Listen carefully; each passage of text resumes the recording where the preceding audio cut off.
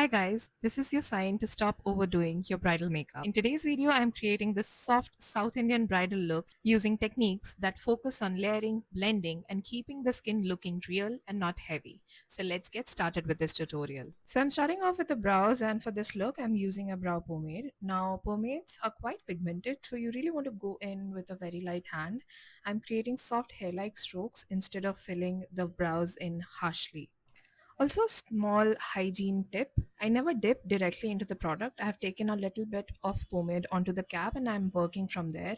And of course, I never double dip into any product.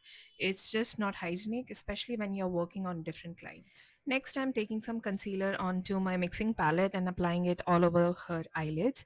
I'm really taking my time here to buff it out evenly and create a smooth base.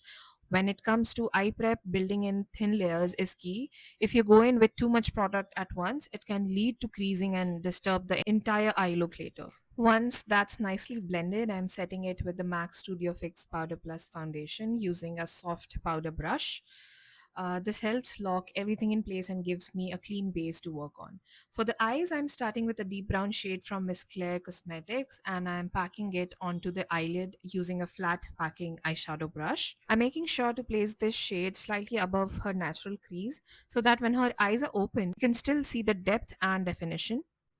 To soften the edges, I'm going in with two transition shades from the Anastasia Beverly Hills Spice palette. Using a small blending brush, I'm working in gentle circular motions right where the brown shade ends.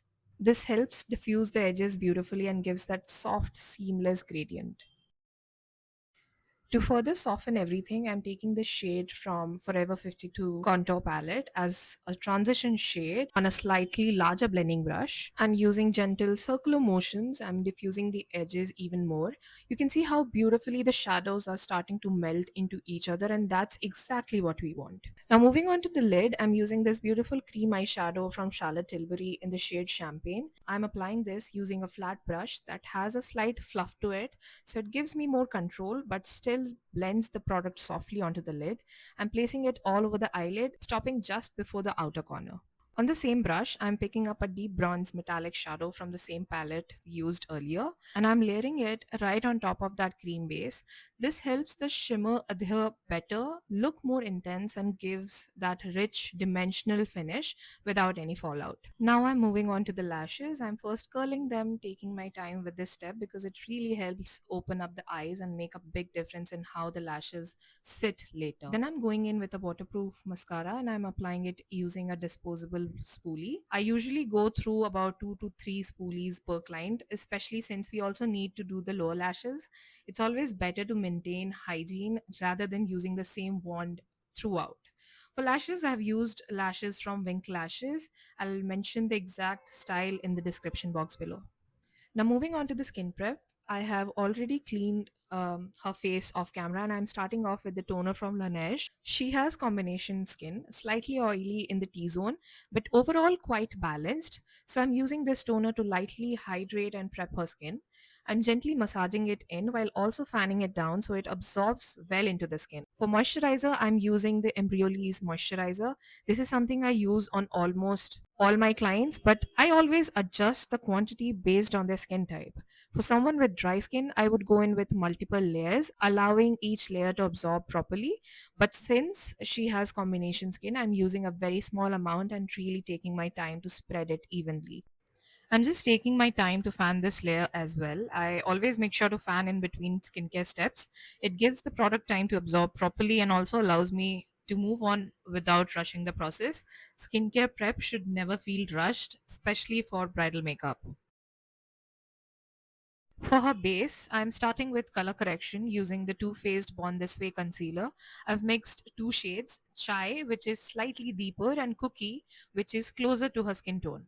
She doesn't have very deep dark circles, but there is a slight discoloration and a few acne marks, which is completely normal. So I'm just placing the product exactly where it is needed instead of applying it all over.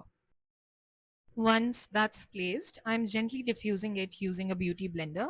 This helps absorb any excess product and keeps the skin looking fresh and natural rather than heavy. To balance everything out, I am going in with just the shade Cookie. and lightly layering it over the corrected areas. This helps even out the skin tone while still keeping the base very skin like. And again, I'm blending everything out to make sure there are no harsh edges.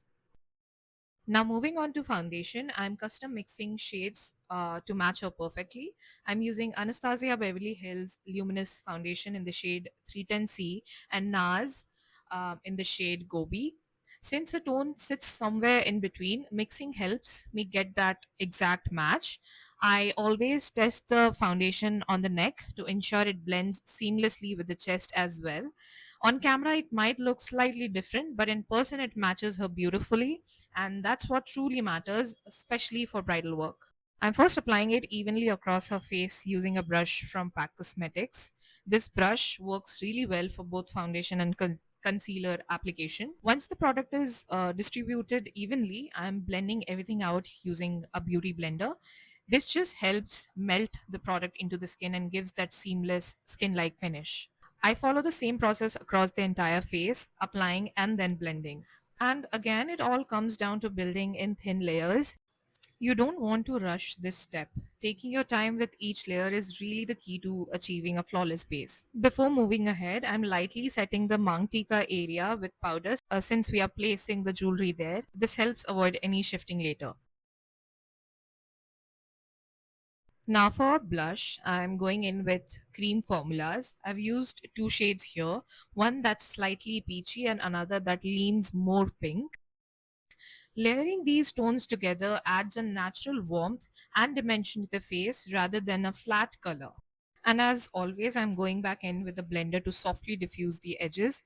You shouldn't be able to see exactly where the blush starts or ends. It should just melt into the skin and look like a natural flush. Now I'm moving on to highlighting the under eyes and the center of the face. For this, I'm again using the Too Faced Born This Way concealer and I'm custom mixing shades to get the perfect highlight tone. I've taken a bit of cookie and added golden beige to it. This gives me a shade that's slightly brighter but still very well balanced. I'm placing this using my fingers. I personally love using my fingers for this step because the warmth helps melt the concealer into the skin and it spreads much more evenly. Once I'm happy with the placement, I am blending it out using a small beauty blender. I really like these mini blenders from Pack Cosmetics. They are great for precise areas like under the eyes and around the nose. They don't soak up too much product and give a very smooth skin like finish. Now, once the under eye is blended, I like to set it immediately.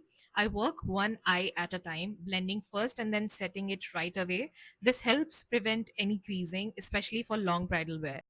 I have my powder ready on a triangular puff. I always tap off the excess on my hand before applying. Once both under eyes are set, I go ahead and set the rest of the face using the same technique, pressing and not dragging so the base underneath stays intact.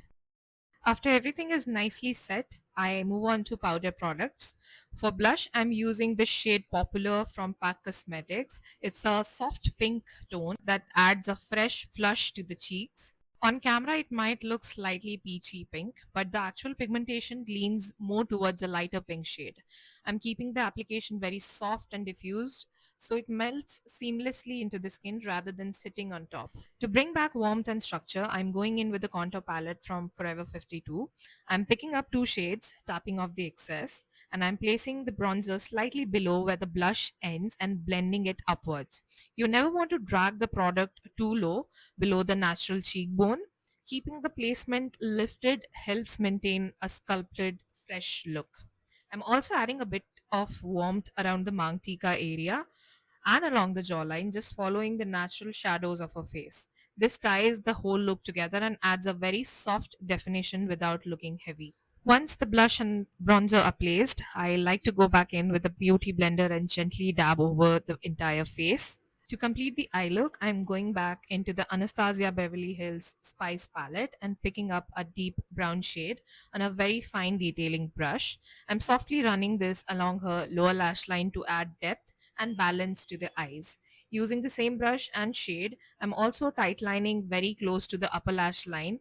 This helps hide the lash band and makes the lashes look more natural and cohesive on camera.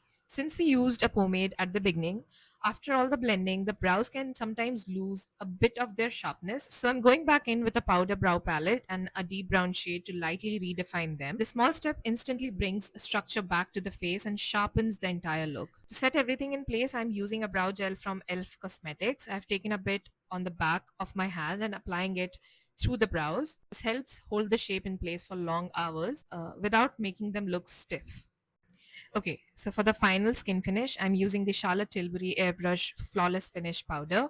I'm placing this on the center of the face, under the eyes, around the mouth, and on the forehead. This powder is honestly beautiful. It gives the skin that soft airbrushed effect, smooths everything out, reduces shine, and adds that final diffused, flawless finish to the skin. I'm also adding a light coat of mascara to the lower lashes to complete the eye look and bring everything together. To melt all the layers of makeup and powders into the skin, I'm using the Dalba First Spray Serum. This step really helps remove any powder finish and gives the skin that soft, natural, slightly dewy glow. I always make sure to fan this down properly so everything sets beautifully into the skin. Moving on to the lips, I'm first lining them using a lip liner from Mars Cosmetics in the shade Bloodbath. It's a beautiful pinkish red tone. Then I'm going in with another lip liner from Wet n Wild. I'll mention the exact shade in the description box below. For the main lip color, I'm using Love Bugs from Character Cosmetics. This ties the entire look together and complements the tones of her sari that she's wearing. For highlighter, I'm using one from Pack Cosmetics in the shade Raw Silk. If you're someone who prefers a smooth, buttery finish without any chunky particles, this is definitely something you can invest in. It melts into the skin and gives a very soft sheen rather than a harsh shine. To lock everything in place, I'm finishing off with the Charlotte Tilbury Airbrush Flawless Setting Spray. I'm spraying it evenly across the face and fanning it down. This helps set the makeup for long hours while keeping the skin looking fresh and flawless. And this is the final look. Soft, diffused, and timeless South Indian bridal glam.